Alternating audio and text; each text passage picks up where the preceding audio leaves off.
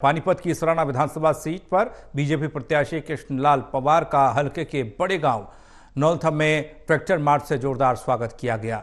गाड़ी की छत पर सवार कृष्णलाल पवार ने पूरे गांव के अलावा 24 चबूतरे पर खड़े होकर ग्रामीणों से एक बार फिर आशीर्वाद मांगा है। गौर करने वाली बात यह है कि कृष्णलाल पवार अपनी उपलब्धियों के दम पर प्रदेश के बड़े नेताओं की सूची में स्थान पा गए हैं।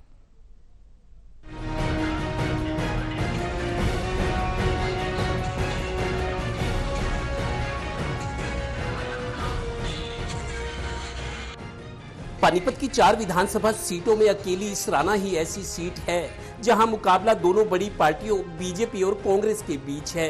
बाकी 3 सीटों पर निर्दलीय उम्मीदवार भी दोनों बड़ी पार्टियों के लिए सिरदर्द बने हुए हैं। खैर, अभी बात इसराना की।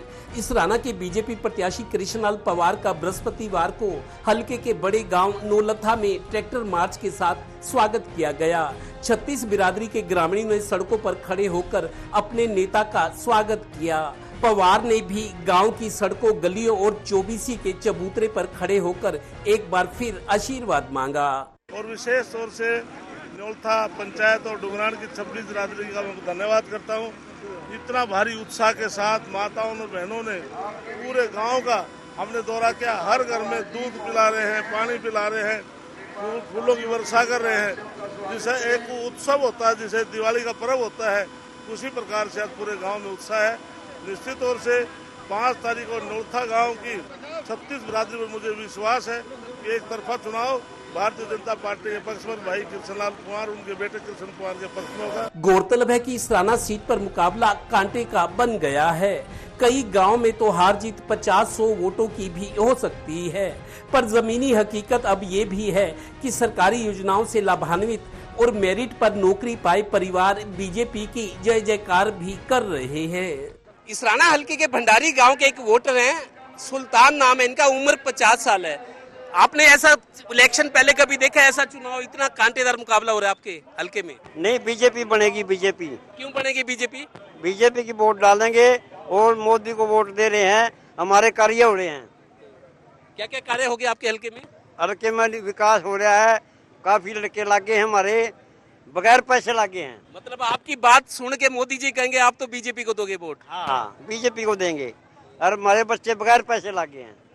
हाँ। आपके घर से भी लगा है कोई? हाँ जी, हमारे घर से भी लगे। पेंशन सब पैसे ठीक? हाँ, पैसे ठीक मिल रहे हैं। पेंशन दे रहे हैं और राशन दे रहे हैं, तेल की बोतल दे रहे हैं। मौज हो रही है? चौपाल बना रखा। मौज हो रही है? मौज हो रही है जी, बिल्कुल मौज हो रही है। गौरतलब है कि कांग्रेस प्रत्याशी जहां विपक्ष में होने के कारण लोगों में काम ना करवा पाने की नाराजगी झेल रहे हैं, वहीं बीजेपी के खिलाफ एंटी इनकम्बेंसी और कांग्रेस की प्रीमियम टिकट होने के कारण मुकाबले में बने हुए हैं।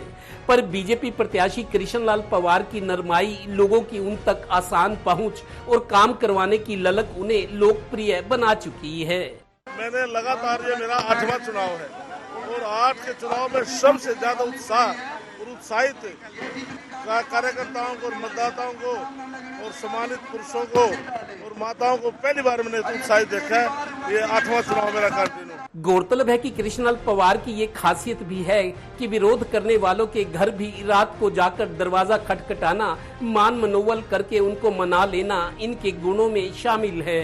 कृष्ण पवार का 5 बार विधायक बनना, 5 साल तक मंत्री बनना और फिर राज्यसभा में चले जाना, पार्टी का उन पर भरोसा करके इसराना से फिर चुनाव लड़वाना कृष्णलाल पवार के कद को बड़ा बनाते हैं। इस बार वो जीते तो विधानसभा में जाने का उनका ये छक्का होगा।